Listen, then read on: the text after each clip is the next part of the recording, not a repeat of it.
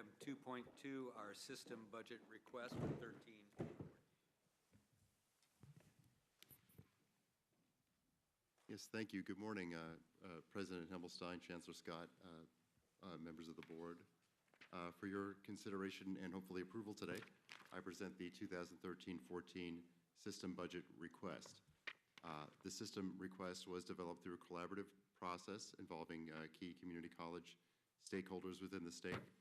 We convened a budget work group to lay out system priorities, develop strategies for the upcoming budget year. We also presented the elements of these discussions to the Consultation Council for their feedback. Then in turn, we presented some of the elements of the discussions to this board in July for your feedback. Subsequently, the work group reconvened in July, and an official plan was agreed upon, which you have before you today. The proposal is based on a couple of key elements I want to emphasize. The first is that in the interest in improving student success and equity, a key goal of this board, and to better support the students who enter our doors. The proposal does identify items that increase the dollars per student as the #1 priority for the system.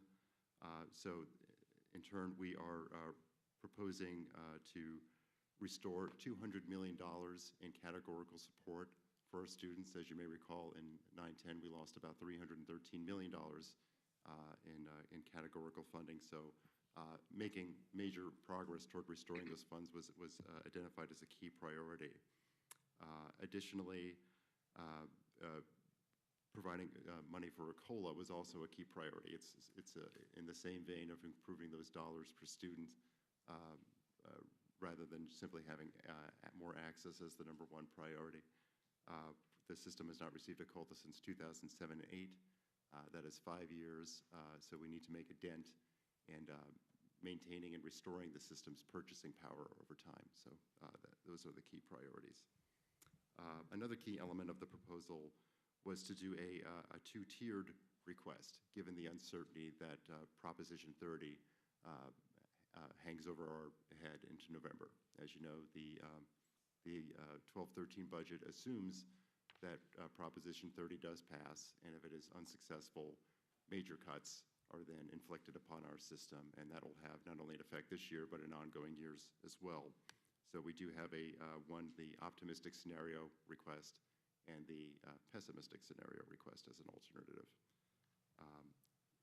In terms of the details of the request, they're outlined in your agenda and in the longer narrative request I believe you all have with you. The optimistic scenario is a $600 million request. That would involve $200 million for categorical funding for the reasons I stated earlier. I do want to point out to your attention that of that amount, $50 million goes to the Student Success and Support Program, which I think emphasizes the goals of the Student Success Task Force and SB 1456, which we hope the governor will sign. Otherwise, the dollars are essentially spread out to the other categorical programs proportionately. There would be a $200 million request for a cost of living adjustment. And access is still a key priority for the work group. We would request $120 million for restoration of some of the full-time equivalence students that we have lost over the past few years. $120 million is a little more than a 2% growth, and we calculate that would restore about 26,000 full-time equivalents. Finally, we do ask for $80 million for the buy-down of deferrals. We think this would meet the governor partway toward his goal of reducing the wall of debt. He wants to do this much more quickly than we do. We propose by suggesting $80 million as our 13-14 request. We're proposing to buy down the system deferrals over 10 years. We think that achieves a balance between retiring that debt and being able to meet the other critical needs of the system. In the pessimistic scenario, we would limit our request to $200 million, and we would evenly split that between categorical restoration and cost of living. Either scenario, we do identify some one-time funding request for the system in the event that there is some one-time monies available. Those involve deferred maintenance, instructional equipment, and paying back outstanding mandate obligations. So with that, I think I'll sum up there and await your questions and hopefully your approval for the 13-14 system request. Comments from board members? Member McDougall. Dan, I want to thank you for preparing such a understandable approach to the budget request. The only concern that I have that I'd like to express is it seems to me that when we endorse a budget, that we're saying that within a band of reasonableness, this is the request that we are making. We could justify a larger request, but we're not going to do that because there's some realization of the limitations of how far we can go. However, I do feel that the one area that we are being too shy on, if you will, is the enrollment growth and restoration area. It's $120 million. I know that's a tremendous amount of money, but when you look at the numbers restore 26,000 students, and we have received report after report where we know that we're about 500,000 below the enrollment that this system should normally be taking in and accommodating. So I'm troubled by that figure. And I feel, and again, I support the chancellor, and whatever the chancellor feels is the best way of approaching this and with the staff. But that one amount just bangs me across the forehead and saying we're not stating what we need to state in terms of what the state of California has to have to become viable in terms of the education of its citizenry. So I would urge within the bounds of reasonableness that we look very hard at identifying whether we can substantially increase that number that will help restore enrollment growth. Yes, Member McDougall, certainly the system has seen a major reduction in the numbers of students that we're able to serve over the last few years. I think as the Chancellor noted in his comments earlier today, we've gone from a high, in terms of headcount, from nearly 2.9 million, and we believe we're down to about 2.4 now. So certainly that is a key priority for the system to be able to restore that access. It's very important. One thing that did become clear, though, in our discussions through the budget work group, when we went around the table and asked everybody what their priority was, by and large, the number one thing that came out of someone's mouth had to do with support for students rather than access. Not that access isn't important, it is a key goal here, but I think we do have to acknowledge that we can't meet every goal of the system in 1 year, and it's going to take some time to build the system back up to where it needs to be to better support the state. Other comments?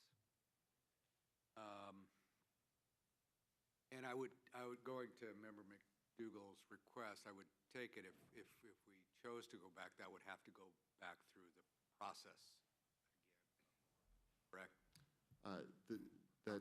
We would have to amend our documents before submitting them to the Department of Finance, but that is the board's call.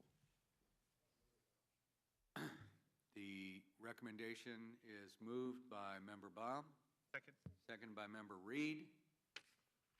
I believe, Vice President Baca, we have a couple speakers. We do. We have two speakers. And again, before you come up, I remind you that you are limited to 3 minutes each, subject to the change by the board president.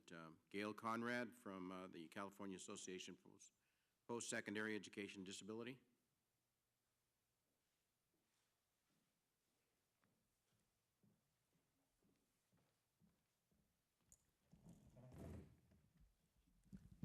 Good Good morning. It's so nice to approach you this morning. It's been about 12 years since I've had the opportunity to do this, so I'm glad to be here. I'm Dr. Gail Conrad, and I'm the Director for Disability Support Programs and Services here within our district, as well as a representative of CAPED. Ralph Black has probably been before you before, as well as Scott Hamilton, talking to the issues related to our categorical program. We just want to put forward our support for this budget. We certainly recognize, as you do, that we have some legal mandates that we have to serve within the population of students with disabilities. And we can't reduce the numbers of students. We can't really put caps or anything on them. And while we've seen system reductions for enrollment, interestingly enough, our DSPS students continue to make it into our colleges and to have a number of issues that come up that are fiscally mandated for us to support.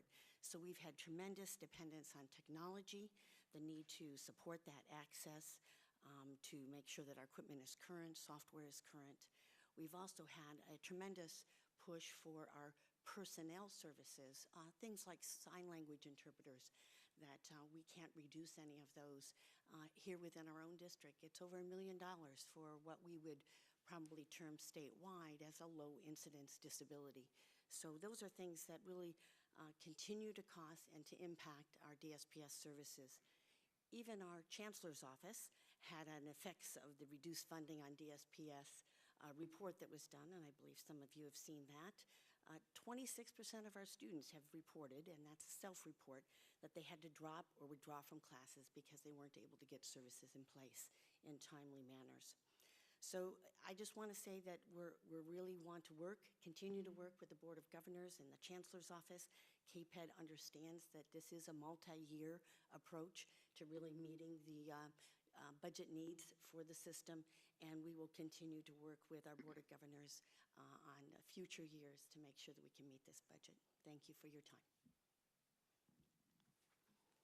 Rich Copenhagen and Joseph Tucker of the Student Senate of the Ecology.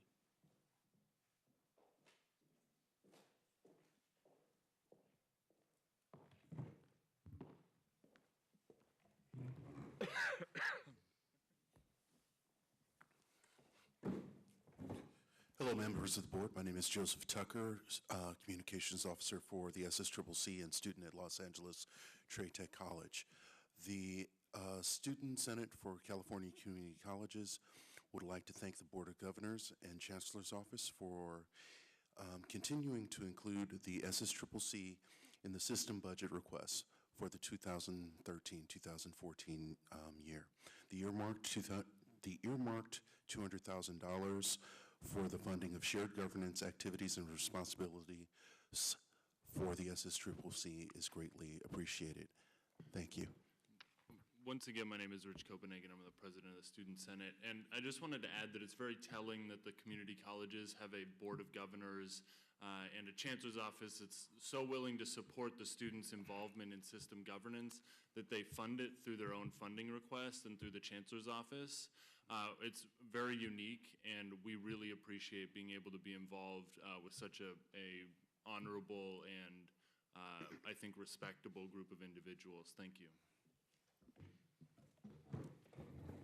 Okay, we have a motion by Member Baum, second by Member Reed, to approve our budget request. All those in favor? Aye. Aye. Opposed? Motion carries. Thank you, Vice Chancellor Roy. Very good work.